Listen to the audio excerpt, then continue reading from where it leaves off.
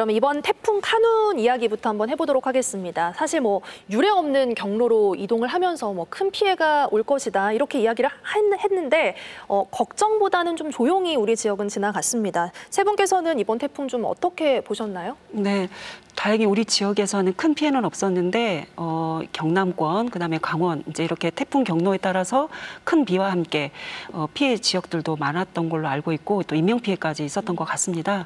그런데 실은 이제 우리 지역에서 지금 뭐 최근에 이제 태풍 피해나 이런 건 없는데 얼마 전에 큰 가뭄, 네. 또 그리고 7월 24, 25일 또 있었던 큰 비, 또 가까이에서는 2020년에 대홍수가 있었습니다. 그래서 이제 이런 그 기상과 관련되어 있는 예측 불가능한 또 이런 정도도 심해지는 이런 피해들이 있기 때문에 이번에는 태풍 피해가 다행히 없었지만 앞으로 슈퍼 태풍 뭐 이런 이제 용어들을 붙일 만큼 강력해지고 있는 추이인 것 같습니다. 그러니까 대응들은 더 위험성에 대한 대비책은 더 크게 가져야 되지 않을까 싶습니다.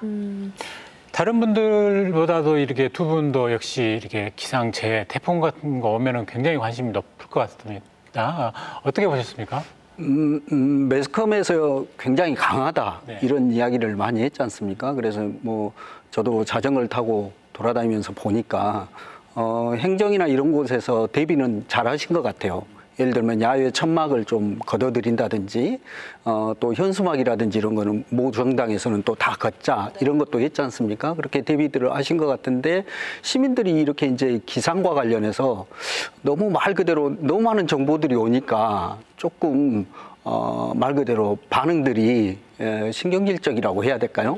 좀 그런 부분이 없잖아 있는 모습들이 보인 것이 아닌가 이렇게 보고 있고 오늘도 이제 그런 이야기를 잠깐 했습니다마는 소리에 비해서 너무 조용히 지나간 거 아니냐 이런 부분인데 그걸 다행이라고 해야 될 것인지 더 크게 온 것 아닌가 이런 예측, 이런 불안감 이런 것들도 있지 않을까 이런 생각도 듭니다. 그런데 이제 자전거로 순찰도 하시네요. 순찰보다는 이제 돌아다니다 보면 그런 것들이 눈에 보인다 이렇게 볼 수 있겠죠. 전문가 입장에서 윤 교수님은 어떻게 보셨어요? 네, 저희들이 이제 태풍을 구분을 할 때 4단계로 구분을 합니다. 매우 강한 태풍, 중간, 약한 정도 뭐 이렇게 하고요. 근데 그 카눈이 올라올 때는 계속 강한 정도의 강도를 유지를 하고 올라왔습니다. 그게 어떻게 보면 조금 예외적이라고 할 수 있는 게 북진을 하면 약해지거든요. 근데 이번 태풍은 상륙 직전까지 강한 정도를 유지를 했고요. 그거보다 조금 더 유례적이라고 저희들이 봤던 건 굉장히 이상한 경로를 거의 가을지자처럼 가다가 갑자기 이제 북진을 하면서 한국에 온다라는 게 이제 하나 좀 특이한 점이었고 또 다른 점은 그 한반도를 거의 관통해서 가는 태풍은 이게 처음이었다고 보시면 될 것 같습니다. 네. 물론 그 다행히 이제 광주 전남 지역은 큰 피해 없이 지나갔지만 동해안 그리고 남해안 해안가 지역 그다음에 쭉 올라가면서 그 내륙 지역에도 상당한 피해를 발생을 시켰고요. 이제 그런 것들 때문에 저희들이 조금 걱정을 했었고 그러니까 이게 태풍이 막 상륙할 때는 실제로 이제 중간 정도로 상륙을 했고요. 그래서 바람에 의한 피해보다는 굉장히 오랜 시간 머무르면서 그 많은 비에 의한 피해가 좀 많았지 않았나 그렇게 보고 있습니다. 북상 속도가 굉장히 늦었다 해서 늦으면 이제 그만큼 피해가 크다고 했는데 실제로 이제 피해로는 이어지지 않았고요. 아무튼 특이했던 거는 맞는데 뭐 엄청 뭐 독한 태풍이라는 표현도 어디 매체에서는 썼더라고요. 0.6%인가 뭐 그렇게 했는데 사실 이 정도 태풍은 그동안에 계속 있어왔던 태풍은 아닌가요? 이런 태풍들이 있긴 했는데 그 경로를 보시면 보통 이제 남해안 여수 근처, 통영 근처를 이렇게 상륙을 하면 바로 동해안 쪽으로 빠져나갑니다. 그래서 그 시간이 태풍이 한반도에 머무는 시간이 상륙부터 동해안으로 빠져나가는데 한 6시간이 채 안 되거든요. 네. 근데 그 작년에 그 흰남노 같은 케이스도 그렇게 했는데 포항 지역에 굉장히 큰 피해가 있었고요. 이제 그런 사례들이 있다 보니까 저희들이 어떻게 보면 조금 더 과하게 말씀을 드리지 않았나 이렇게 생각하고 있습니다. 김광원 위원장께서 조금 전에 이제 그 이야기를 하셨지 않습니까? 시민들이 어떤 좀 피로도도 있다. 이제 저도 이제 저희도 언론 매체인데 언론 매체들 그 해마다는 아니어도 적어도 2, 3년에 한 번씩은 무슨 역대급 태풍이니 뭐 그런 용어들의 어떤 인플레이션이 좀 있는 것 같아요. 어떻습니까? 기상과학자 입장에서 뭐 그런 부분에 대해서는 어떻게 평가를 하시는지요? 그러니까 경보 체계를 조금 손봐야 될 것 같긴 합니다. 심지어는 이게 똑같은 경보가 지자체에서 오고요. 지자체도 동에서 올 때도 있고 구에서 올 때도 있고 전남도에서 올 때도 있고 광주시에서 올 때도 있고 같은 경보인 것 같은데 이게 여러 번 울리다 보면 조금 그 무뎌질 수 있다라는 거는 조금 주의해서 이제 앞으로 계획을 할 때 그런 부분은 좀 감안을 해야 될 것 같고요. 네. 근데 그 실제 태풍이란 게 올라오면서 더 강해질 수도 있고 이번처럼 다행히 약해지고 통과할 수도 있고 그러다 보니까 예보를 내는 입장에서는 뭐 일단 최대한 그 많은 피해가 발생했을 때 어떻게 대응할지 뭐 그런 걸로 준비를 해야 되지 않을까라는 생각은 합니다. 네네, 알겠습니다. 경보 체계 이야기를 하셔서요. 갑자기 궁금한 게 이제 의원님께 여쭤보고 싶은 게 그럼 조기 경보 체계의 중요성을 이야기를 하고 있잖아요. 근데 지금 약간 손봐야 된다라는 이야기를 하셨는데 그런 필요성에 공감을 좀 하십니까? 네, 이제 그간에 가져왔던 패턴이나 양상과 많이 다르다라고 하는 게 이번에 태풍 경로를 교수님께서 말씀해 주셨고요. 그간에 이런 이제 방제나 재난 대비 이런 정책들은 기존에 있어 왔었던 어떤 그 형태에 대비해서 있어 왔습니다. 그래서 이 변화되는 어떤 추이에 적절하게 빨리 이렇게 대응해야 되는 것도 맞을 것 같습니다.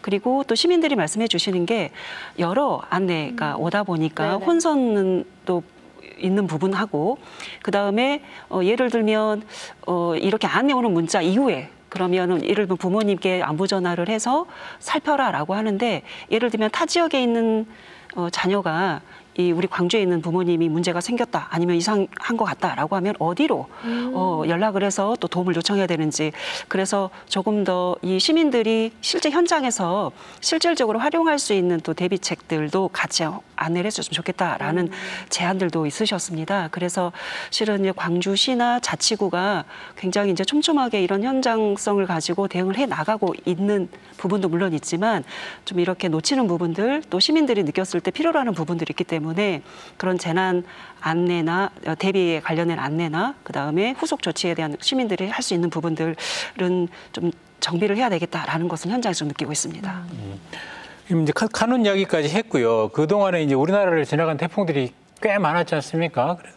김광훈 위원장께서는 혹시 개인적으로 뭐 기억에 남거나 또는 내가 시민사회 운동할 때 이렇게 뭐 또 계기가 됐다거나 혹시 뭐 그런 거 있습니까?